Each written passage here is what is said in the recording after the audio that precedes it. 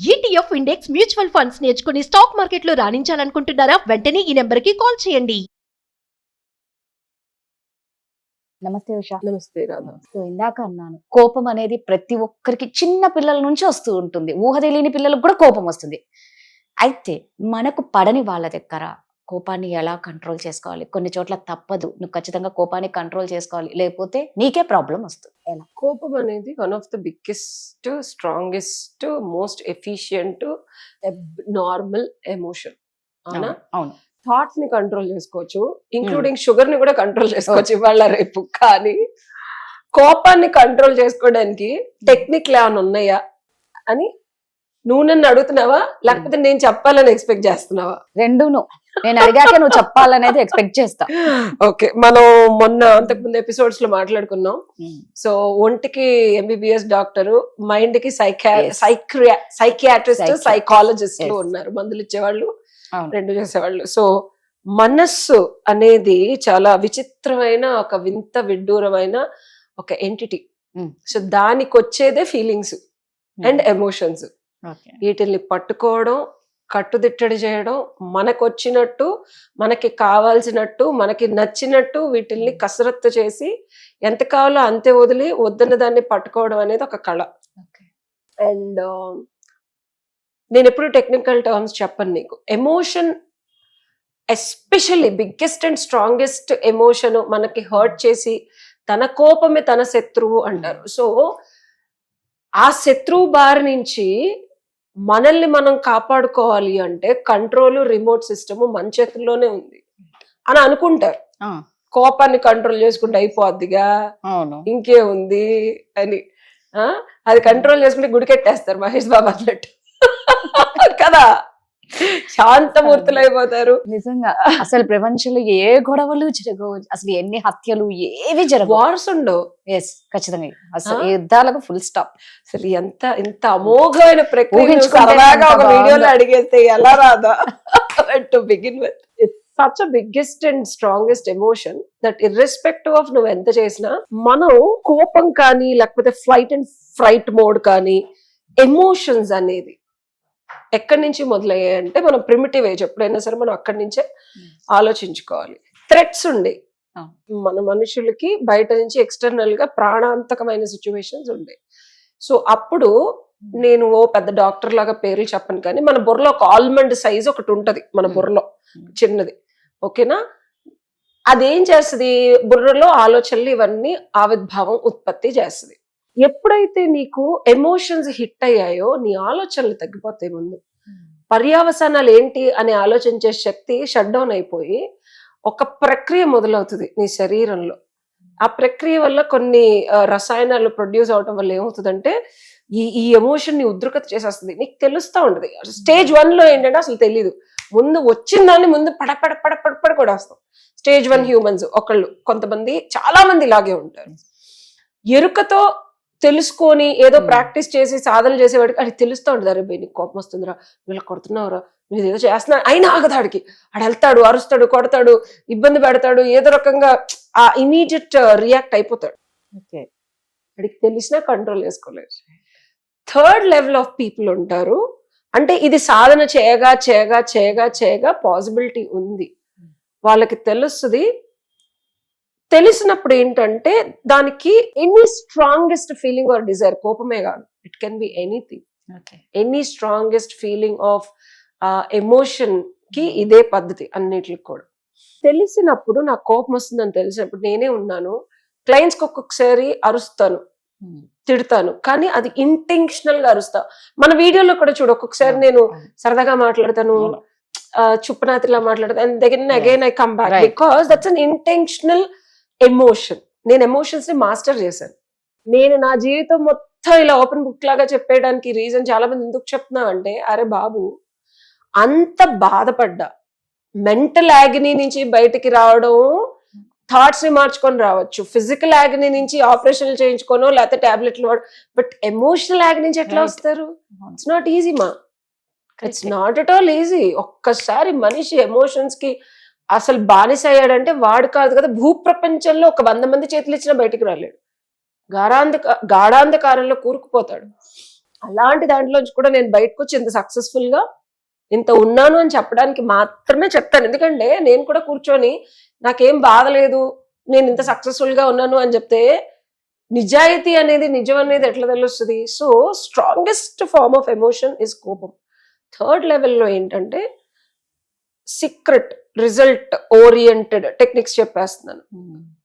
Physical గా మనం ఒక్క కోపం వచ్చింది, నువ్వు నన్ను అడ్డంగా తిట్టేసావు రాదా ఆఫీస్లోనే, ఇక్కడే కూర్చుంటావు, నువ్వు సీనియర్ పొజిషన్ లో ఏం లేవు, గొడవైంది మన ఇద్దరి మధ్యలో. యూజువల్ గా ఇట్లా కాన్ఫ్లిక్ట్స్ జరుగుతాయి, ఈక్వల్ కొలీగ్స్ ఉంటారు, అన్నెసెసరీగా కాన్ఫ్లిక్ట్స్ జరిగినప్పుడు కూర్చుంటావు చూస్తావు, నీకు వస్తా ఉంటది, నీకు కొట్టాలనిపిస్తుంది, నువ్వు అంటున్నావు ఎమోషన్స్ మారుతున్నాయి, నా మూడ్ మారుతుంది, ఫీలింగ్స్ మారుతున్నాయి, చేతి వరకు వచ్చింది కొట్టాలనిపించినప్పుడు ఇక్కడి నుంచి లేచి ఇలా వెళ్ళిపోయి కొంచెం ఫోకస్ మార్చు. ఫిజికల్ బాడీ ఎప్పుడైతే చేంజ్ అవుతుందో ఆటోమేటిక్ గా ఎమోషనల్ బాడీ షిఫ్ట్ అవుతుంది. That's one tip.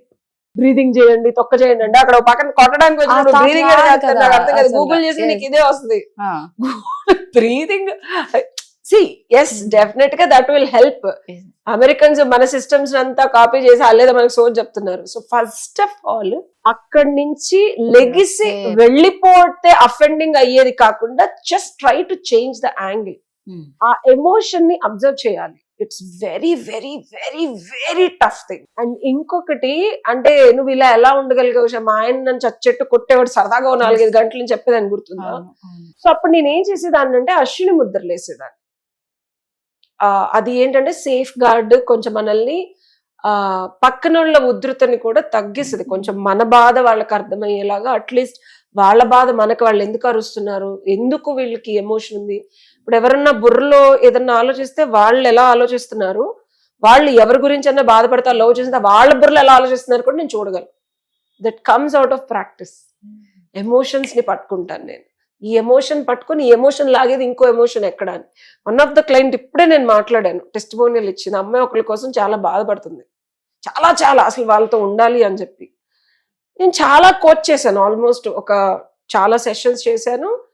బానే ఉంటుంది, మళ్ళీ 2 రోజులు ఫీల్ అవుతుంది. ఇట్ట కాదని చెప్పి కోడి ఎలా అయితే తన రెక్కల కింద చేర్చుకుంటుందో నేను సాధన చేశాను, ధ్యానం చేశాను. అబ్బాయిని నేను చూడలేదు, మాట్లాడలేదు, తెలియదు, అసలు ఎవరో కూడా తెలియదు, పేరు కూడా చెప్పలేదు. జస్ట్ ఇందాకే మాట్లాడా. 4 రోజుల క్రితం అబ్బాయి వచ్చి కర్మ సిద్ధాంతం ప్రకారం నేను నీకు తప్పు చేస్తున్నాను, అన్యాయం చేస్తున్నాను, నీ ఎమోషన్స్ తో ఆడుకోవడం తప్పు అని చెప్పి తనంతటి తనే వదిలేసి నార్మల్గా ఉంటున్నాడు. That can be done. ఆ అమ్మాయి ఎలా మేడం ఎలా అంటుంది, ఎలా అంటే నువ్వు నా దగ్గరకు వచ్చావు కదా కౌన్సిలింగ్ కి, నీ బాధను తీసేయటం నా బాధ్యత. అండ్ అమ్మ వెరీ ప్రొఫెషనల్. అసలు నేను అబ్బాయిని చూడలేదు, నేను చెప్పలేదు, తెలియలేదు, ఎలా మేడం అసలు అలా ఎలాగ సారీ చెప్పాడు నాకు, ఆ ఫీలింగ్స్ ఎమోషన్స్ లేదు, నాకు కూడా బాధ తగ్గిపోయింది, అలా ఎలా చేశారని.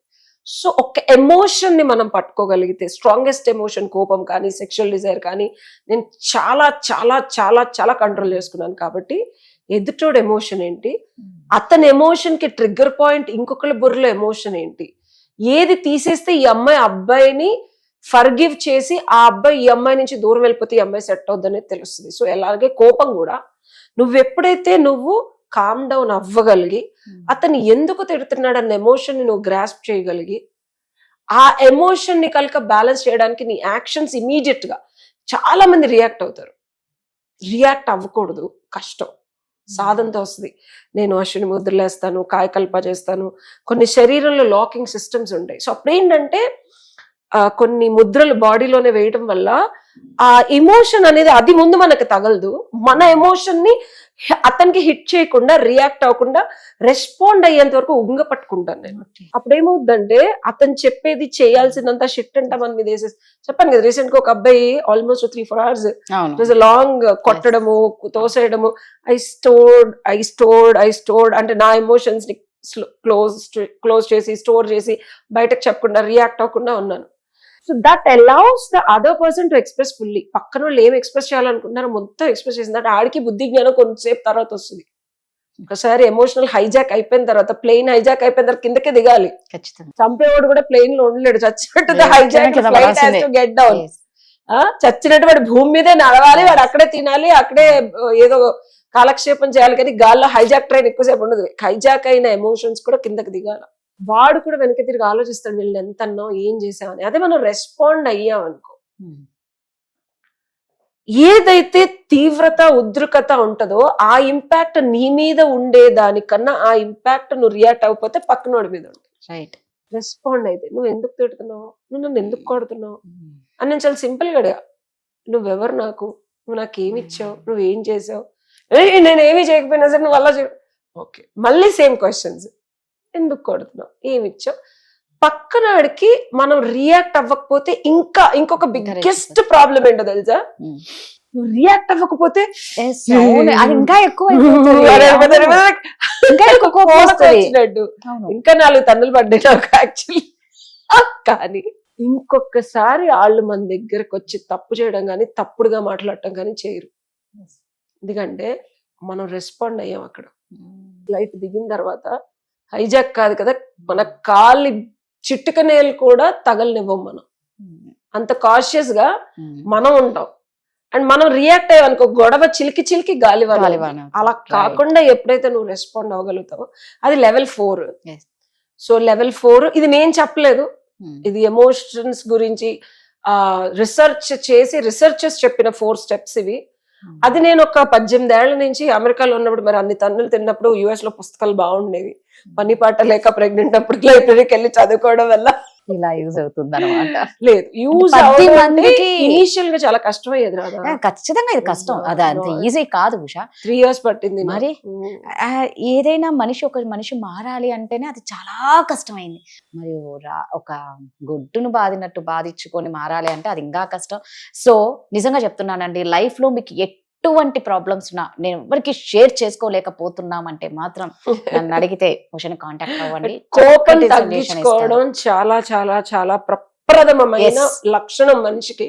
ఎందుకంటే తన కోపం తన శత్రువు మనలోనే ఉండి మనం సక్సెస్ అవ్వాలంటే అవ్వలేము. రిలేషన్షిప్ లో అవనివ్వు, లైఫ్ లో అవనివ్వు. డెఫినెట్ గా దీనికి ఒక టెక్నిక్ ఉంది, 100% రెక్టిఫై చేసుకోవచ్చు. ఇట్ డజంట్ మీన్ చేయగానే కోపం రాదని కాదు, వచ్చినా కంట్రోల్ చేసుకో. కోపం రాకుండా అయితే ఎవరికి ఉండము, మనం ఏమన్నా మహా ఇది కాదు కదా, మనుషులం ఖచ్చితంగా వస్తది.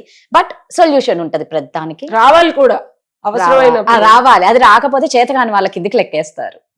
Thank you Usha.